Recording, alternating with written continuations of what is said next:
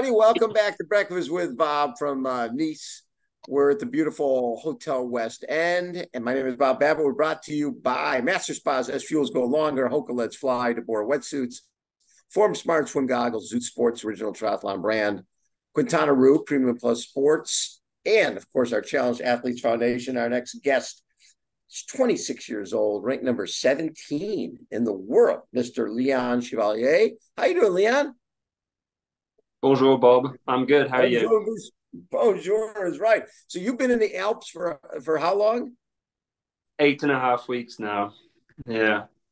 Obviously, this is a world championship, and this means a lot to you being from France. So has this been the focus of the season? Yeah, it's definitely been the focus, all season. Obviously, I came off of 2022 with a sixth place in St. George and a seventh in Kona. And I also just finished my chemical engineering degree. So this was the first year where I was all in, full-time professional. So we tried to get, the slot for world champs as early as possible. And that's why I went to South Africa in early March. Yeah.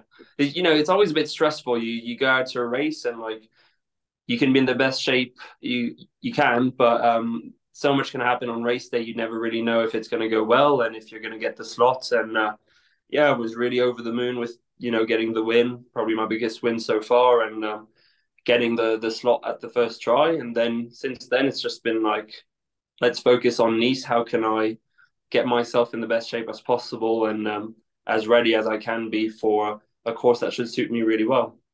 Well, I was going to say you like tough courses. It seems like there's something there for you. You start out the season with the South Africa win, and like you mentioned, if you don't get it there, then it changes everything. Then you got to go figure out another place to go get it. You got to spend more money to get it, and it becomes this. You can go down that rabbit hole, and next thing you know, you don't have a spot. So getting it early allowed you to focus. And then right away, did you just say, okay, I've got to get up in the mountains and train? Yeah, I'll tell you what, Bob, winning is way easier than losing. It's Yeah. a lot of the guys went down to South Africa to try and get an early slot. And some people they get so close. Cam Worth was on the podium the whole day. And the Right. last minutes or something like that, last 10 minutes, he goes from fourth to fifth, and that's the slot gone. And then you've got a whole season of trying to chase it. And how do you get your fitness to peak? There's so much logistics involved. Getting the slot early, you remove all of that stress, and you can really focus on your goal, which is the world champs. The goal isn't to qualify usually. The goal is to do well at world champs. So extremely fortunate to get it done early, because I know it's not easy. Hopefully, it keeps on going in the next few years like that, or hopefully, on Sunday I'll get my slot for next year, and that'll be done. Yeah. The course here, does this course suit you? Yes. Quite simply, yes. I'm definitely someone who loves riding a proper bike course, and there's lots of hills, there's technical aspects. It's a complete biker's course, Yes. with lots of different stuff to deal with, and it's so different to other Ironman courses out there, like the big famous Ironmans just usually aren't this technical, or they might have some climbing in them, but a lot of the climbing is dynamic, as in the momentum you're carrying will just take you over the next bump. Whereas here it's sustained climbs, and it's a very different craft to rolling races. We'll see how it pans out, but that's why I've come out to the mountains to get used to riding the TT bike up and down mountains, twisty roads, and we'll see. You've ridden this course a couple of times. What were some of your takeaways from this specific course? So I was fortunate enough to do a proper course recce a couple of weeks ago, and it actually turned out the course is harder than I thought it was, which I guess is a good thing. Because looking at the profile and what people had told me, it's it's only a 5 to 6% climb and that sort of stuff, which is more like faster, obviously, than a proper like 8 to 10% climb, which is Yeah. what I might be used to. But you get onto the course and there's basically no easy bits except for the Promenade des Anglais, the first and last 10K of the bike. Everything else you're having to push the pedals, you're having to be switched on, you have to be focused on, not taking the wrong turn or not going off a cliff. So yeah, it's going to be a really difficult bike course. There's more climbing, more sustained climbing than I thought there would be, and even the plateau at the top. Yeah. You'd think it's flat, but it turns out no, it really isn't. So you're having to work your whole way around that course, and yeah, it's going to be brutal. And but I think it's going to show that the strongest athlete is going to come out on top, and I think that's how it should be. Ironman is about defying the impossible, and yeah, I think the course will definitely show that this weekend. So from talking to other athletes, they're saying, and the downhills are deceptive because you're still pedaling. It's not like you're getting aero and just flying down these downhills. It's like you're constantly, there really is no relief. You're pedaling that whole course. Yeah, exactly. Obviously, like some corners you'll want to stop pedaling because otherwise, Right. it's a big drop. But otherwise, yeah, it's not that sort of descent where you're braking to stop you going too fast. It's a course where, yeah, you have to, work for it the whole time. Those descents, even the descents, have got like sort of lumps in them where you're having to go hard again. So it's really, really not over until it's over. It's pretty deceptive, and I'm glad I got to see the course. But yeah, for people who haven't been able to give it a recce yet, they need to be prepared to work for it. So, Leon, did you start out in more of the ITU format, thinking about the Olympics? Yeah, but I mean, I wasn't that good. That was a few years ago, and I Yeah. I wasn't training much. The reality is I started like proper professional elite training at the very end of 2020 when I started with Rob Cheetham.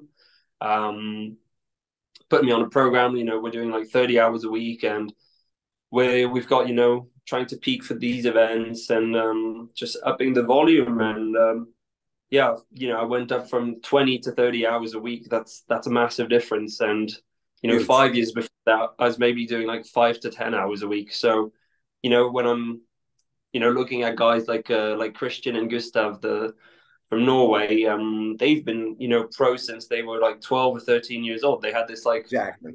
Yeah. 4 year plan to make it to the Olympics in Tokyo and win there. And so they've got that training age. Like Mm-hmm. Gustav's the same age as me, but in triathlon training age, he's probably as old as Jan. So uh, yeah, it's a big difference, but it means that I've got a lot of time ahead of me to keep on progressing, and I'm already pretty close to the top, which is kind of crazy. And I've got a lot more progression basically ahead of me, so it's quite Yeah. exciting. I mean, basically, did you have a background swim, bike, run before you got into ITU and then moved on to longer distance? Because it seems like this is all being a pro and all this is fairly new. Yeah, so I had a background as like multi-sport, I guess. I was lucky enough to grow up near the sea. Actually spent from age 2 to 7 I was living on Long Island across from New York, and it was like a 5 minute walk to the beach. So I've always been running and the swimming open water, that sort of stuff. And at the weekends we'd go cycling at the park, and yeah, just like always really active, always outdoorsy, and I think it all kind of came together. I think I switched to triathlon when I was about 14 after Uh-huh. doing a couple of years of athletics. But yeah, I'd done 10 years of playing football, well, soccer. I played a bit of squash, just like tried a bit of everything, but always basically riding my bike to training, to football training, or Got it. that sort of stuff. So it's always been there, but it's only been a real focus in the last, I don't know, 10 years, basically. Yeah. So you didn't compete in high school and college did you in track and field? Did you compete in that? Well, it's quite different in France. You sign up to your local club to Yes, do what you want to do, and got it. yeah. So throughout basically what the between ages 16 and 18, that's when I kind of committed to triathlon. Mm. I had a really jam-packed schedule at school, so I was only training about 4 to 5 hours a week. Which didn't give much time for swimming. So I basically did duathlon for a few years. And the swimming kind of come in the last few years where I've had to add that in. And I think that shows in my racing with my swim times, basically. Yeah, so you went from 420th to 27th to 17th in a very short period of time. So that's and I look at the results, and 2021, I mean 2020, yeah, 2021, you win Mallorca. It's pretty fascinating because it's not like you're coming into this with a lot of background in any swim, bike, or run, but you win Mallorca, you run 246, you go 757, 7 8 hours, second in Alpe d'Huez, and then the next couple of years you win Alpe d'Huez, third at UK, which is another brutal course, right? 256 marathon there, that's tough. Anything in Gran Canaria is never easy, or yeah. And then this in 2022, sixth at Ironman St. George Worlds against the very best in the world. Again, another 246 marathon, 801 on a brutal course. I just love that. And again, you winning Alpe d'Huez in 2022. You, my friend, have had a career in a couple of years. It's been amazing Yeah, to watch your growth. yeah. It's yeah, it's just crazy because so many athletes, like amazing athletes, go their whole career chasing an Ironman win or something like that. And I've won two Ironmans. Yeah. Well, I've won two Ironmans. I've won a 70.3. I won Ironman. Yeah, and two top tens already at World Champs. But I think it shows, the goal, the ultimate goal for me isn't to top 10 at World Champs. It's like if that's my trajectory, then I need to be aiming for Yeah. winning World Champs and potentially winning it multiple times. Like I'm in that fortunate position where I can chase that. Doesn't mean it's going to happen, but I can definitely chase it. And yeah, it's just crazy. I guess I've always been I guess I've got a bit of genetics. My dad and uncle have always been really good. Just like athletes, they've never properly done any sport, but they've always just winged great performances at just sporting events. And I guess I've got the drive to do the hard training because yeah, the training is definitely tough. And but yeah, I managed to kind of suck it up, and yeah, I want to be the best. So Obviously gonna want to be try. the best. And are you still, in terms of chemical engineering, is that something you're balancing with training and racing, or is that something that, hey, when I'm done winning the biggest events in the world, I'll go back and be a chemical engineer if I feel like it? Yeah, it's right now I'm not balancing anything. It's like full time Triathlon. triathlon. It's the first time where I'm in this position where I can do it full time, and Yes. it's pretty nice to have the time in the day to go for a nap. Or yeah, it's very different approach. Obviously, like it also means that triathlon becomes like all encompassing, and like there's a lot more pressure on it. I think it was Sebi Keen. They said, you make your hobby your job, and you don't have a hobby anymore. And True. so at times it's tough, but it's something you commit to, and yeah, obviously I've had the results. So and I'm not complaining. This is like an amazing job to have. I've been in the mountains with my dog. It's been tough. I've been away from home. I've been away from Flori, my partner. She's having to work her normal job, and she's not as fortunate as me to say that she loves her job. So yeah, I'm very lucky to be in this position, and yeah, definitely trying to make the most of it. That is very cool. And talk a little bit about I think a lot of people don't know that much about Alpe d'Huez in terms of the triathlon. They know it from Tour de France, but they don't know it from, the triathlon connection to it. And number one question is, do you actually ride up Alpe d'Huez? Is swim at the base? How does that race work? Yeah, they'll be very happy with me saying this, but I think it's my favorite race in the world. There's a reason why I've done it 3 years in a row.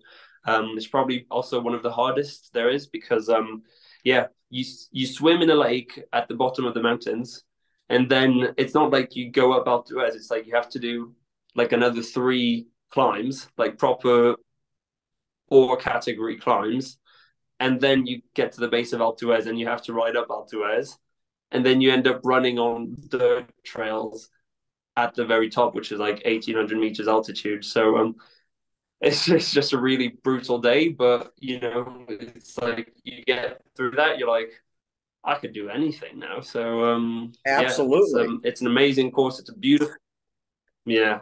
It's also so well organized. It's one of these independent organizers that just does like an amazing job at putting a great event together, and the whole ski resort basically the resort just comes together as a triathlon week because they've got loads of other events on. They've got a duathlon, they've got kids event, they've got short like a Olympics format where they also go up Alpe d'Huez.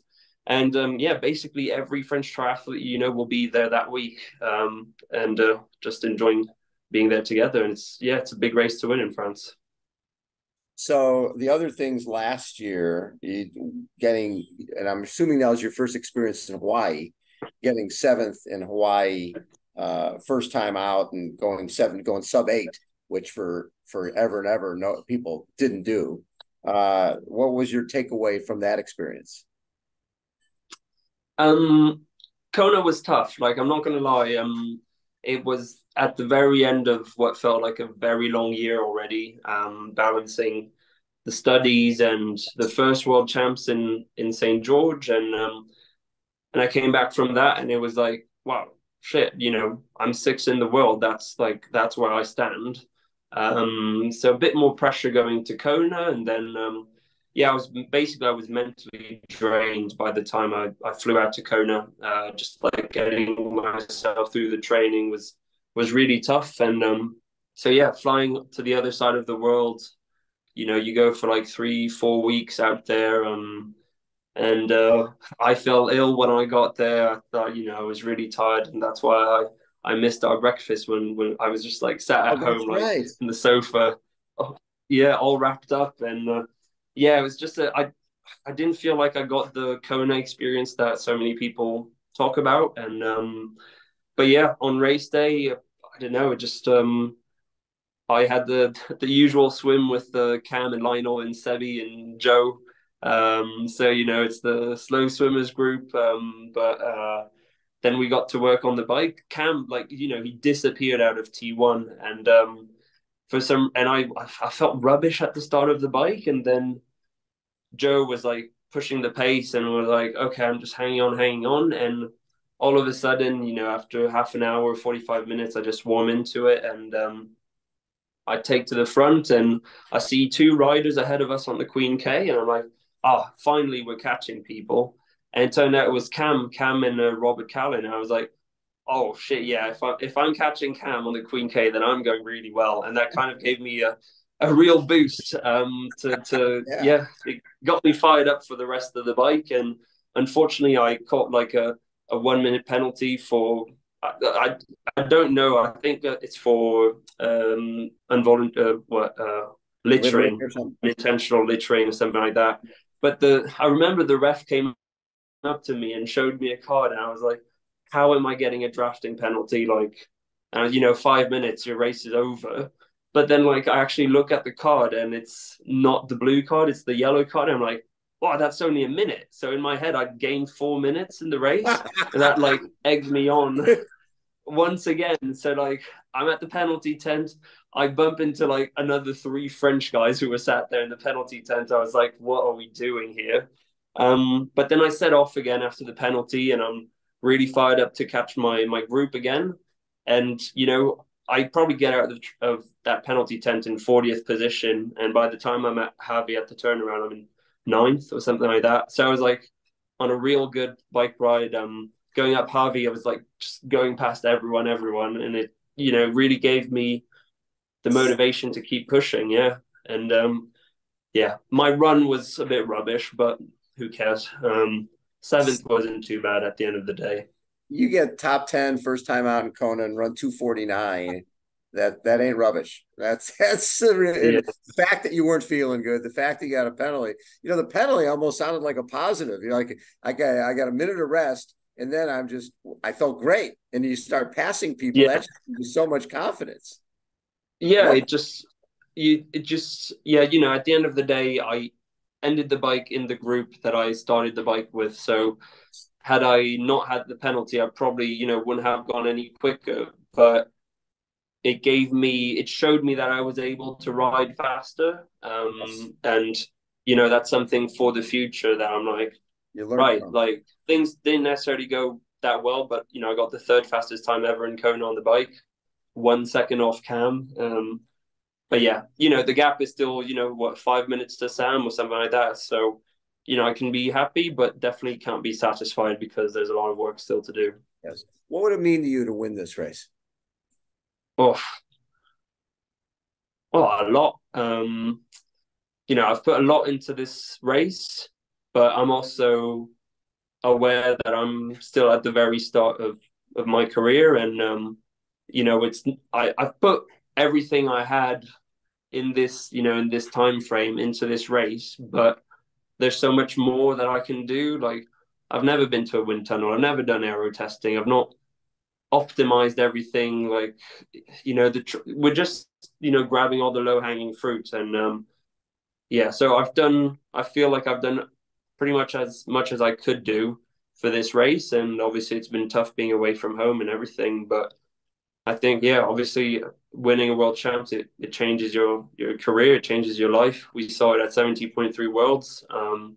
Yep. Anything can happen. And yeah, I'd love to win this race, you know, first world champs out of the US, and it's in France. So yeah, I'm definitely going to try to win it. You never know on race day, but yeah, it'd be amazing. Yeah. Well, especially when you see what happened in Finland. You had, you know, your podium besides Freddie Funk, you know, first and third place. You're like, well, wait, I don't think I even know those guys. So you know that people are, there's so many. When I read through the bios, there's a lot of folks who in America we might not know who are racing really well on races like Optuez and Embrun, and you know, so the climbing aspect of it is different than a lot of races, but it's perfect for this style of racing. It's going to be a lot of fun to watch. Well, yeah, hopefully it's going to be good to watch it. It should be. I think we'll have a lot of the race will be way less linear than in Kona. Yes.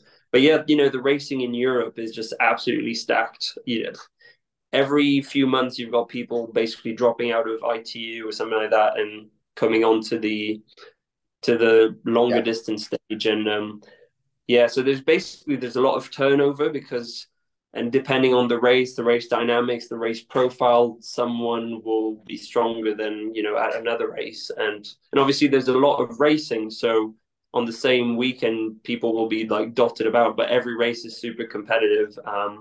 But it definitely doesn't have the, you know, the media attention that the big races have, you know, in the US or Right. lately the PTO races. But there's, yeah, just a lot of talent. Everyone comes to Europe. A lot of internationals, you know, they move to Europe, and Yes. yeah, every race is very difficult to win. So if you Love can do well on the European scene, you'll probably do well on the international scene. it. Yeah. Leon, good luck on Sunday. It's such a pleasure to get to spend quality time with you and learn more about your background. Pretty fascinating, and you've got a huge future in this sport. Yeah, fingers crossed. Thanks, Bob. Yeah. A pleasure, Leon. Right. Thank Good you luck so with. much. Leon Chevalier has been our guest, everybody. Again, Breakfast with Bob from the beautiful West End Hotel. Hold on. We will be right back.